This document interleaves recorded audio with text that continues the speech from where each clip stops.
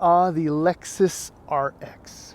Is there a more recognizable, more successful Japanese luxury SUV in the world? No, because this is the Japanese luxury SUV. Now, Lexus, when it started its business plan, introduced its first model, the LS flagship vehicle. I mean, they had a huge impact on the luxury automotive world, if you will. And the LS was fantastic, and it took them through the 90s. But when they introduced the first generation RX in 1998, little did Toyota and Lexus realize that they were laying the foundation for what would become Lexus into the 21st century. Now, the Lexus RX, this Lexus RX, a 2021, is the fourth generation of this uber popular, highly appreciated luxury SUV. And now, after spending, well, this isn't the first time that I drive the RX, but it's been a long time since I drove an RX 450h, or the hybrid version. And I must say, look, with all due respect to owners, and I do know a few of them, to Lexus, Toyota, and to the RX. Look, in the last 5 or 6 days, I feel like I've aged gracefully. So cosseting and comfortable and welcoming and easygoing is this Lexus RX. We'll do the usual walk around, show you all the luxury features on this vehicle, or nearly all of them, and then we'll go for a drive. And by the time we get to the end of this video, I think you'll understand why this is such a popular SUV, and maybe why I've aged gracefully. All right, so the 2021 Lexus RX starts in the US at $45,220. The hybrid 450h is $47,920.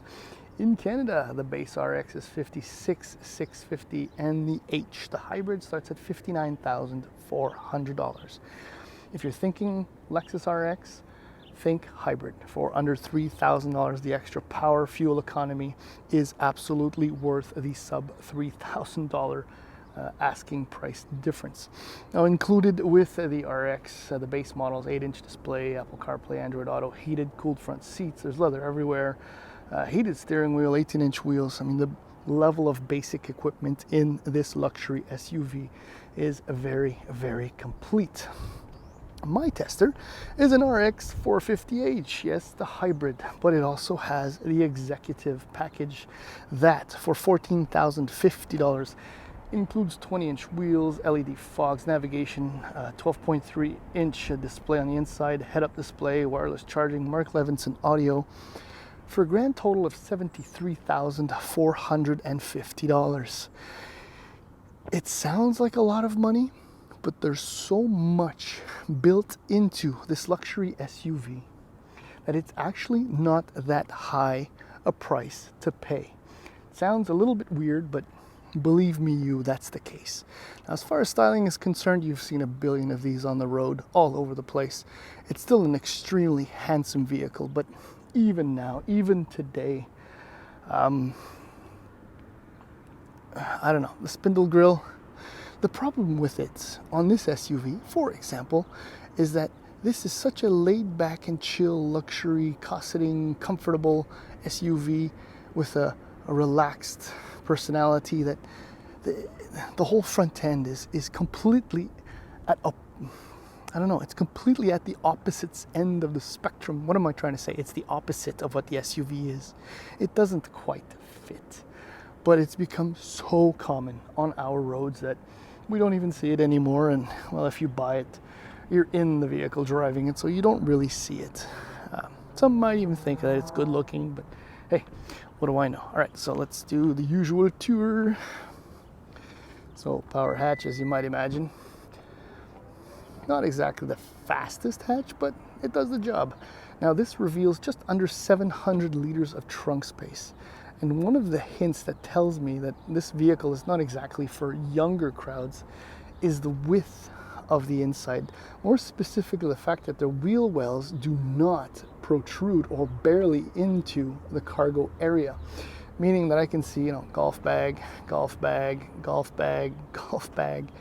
I mean, I say golf bags because I know some people who are avid golfers and are now on their 4th RX in a row and love it for the cargo space. Now, again, on the subject of space, the rear bench is very comfortable, will easily fit the 2 baby seats. A little bit snug for a 3rd person in the middle, but for the kids, visibility is good. A little bit tight leg room wise, but this isn't the L, right? This is the regular 5-seater RX. The important stuff is up front, up here. Like immediately when you open a door and you soak it in, it's welcoming, and it's also a combination of these colors with a light interior and dark blue exterior.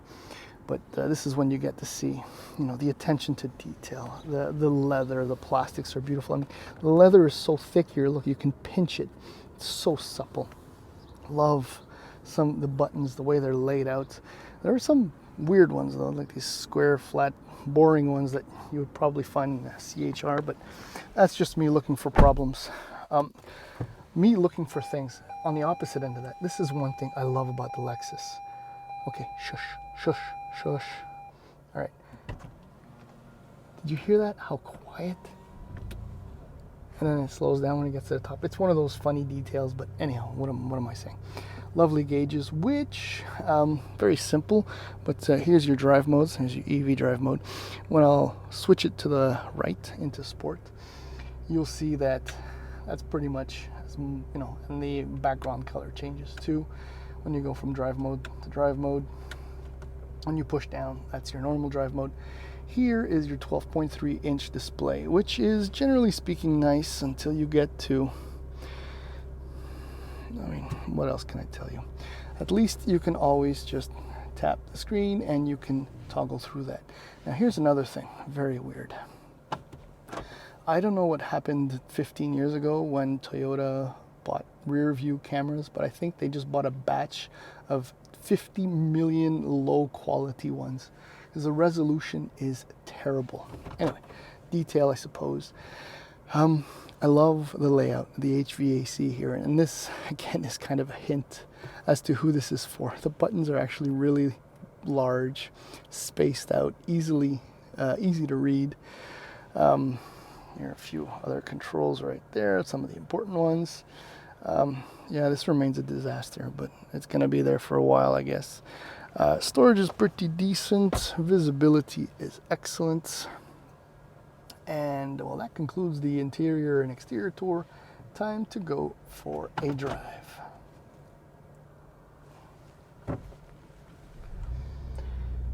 So driving around in the Lexus RX is, well, it's the part that makes me say that I feel like I've aged gracefully. The reason is the hybrid setup. And there are so many advantages to the hybrid that, again, for under $3,000 more over the regular petrol V6 version, this is a no-brainer. This is the one you're supposed to get. One of the main reasons is that you get a little bit of full EV range plus electric motor boost. So, when you take off from a stop and you're nice, well, I guess my battery's empty right now, so not a good time to show off that this thing can run in EV power only. But, that's a nice touch. And then with this specific hybrid synergy drive setup is that it's not a 4-cylinder engine that comes to life, but the V6, unlike, say, the Sienna or the Highlander. So the noise that comes on is growly, it's deep, it's actually very luxurious sounding. I don't think you can hear it in the mic, but it gives you the impression that you're driving something much more premium than a 4-cylinder. What I'm trying to say is that Toyota just grabbed this, put it in a Sienna, and then I'll have to buy one. Total system output for the RX 450h is 308 net horsepower, the combination of the electric motors and the V6, which is only 13 up from the non-hybrid V6 RX. The biggest difference is that instant torque that you get when you're taking off, say, with a little bit more vim and vigor from the rear electric motor. But the real kicker is that, look, I've done a few hundred kilometers, a little over half maybe has been done in the city, and I'm averaging 8.5 liters per 100 kilometers. I mean, it's rated at like 10 point something, combined city highway. This is what makes me wonder why some people are rushing for plug-in hybrids, because this is just as good. You don't have to plug it in, plus you don't pay a premium for it.